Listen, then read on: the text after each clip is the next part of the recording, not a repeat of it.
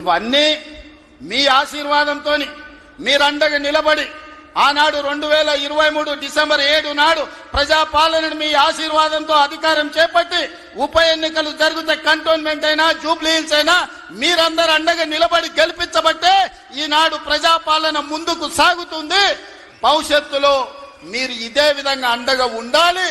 ఈ సందర్భంగా చివరగా ఒక్క మాట చెప్పదలుచుకున్నా. 94 నుంచి 2004 వరకు 10 సంవత్సరాలు తెలుగుదేశం పార్టీ అధికారంలో ఉంది. 2004 నుంచి 2014 వరకు 10 సంవత్సరాలు కాంగ్రెస్ పార్టీ అధికారంలో ఉంది.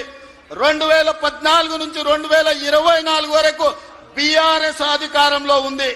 ఇవాళ నేను చెప్తున్నా, మీ ఉత్సాహం, మీ ఊపు చూసిన తర్వాత 2024 నుంచి 2034 వరకు మాదే అధికారం.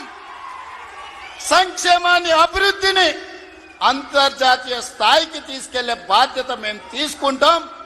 ఎన్నో అభివృద్ధి పనులు జరుగుతున్నాయి, మీరు అండగా నిలబడండి.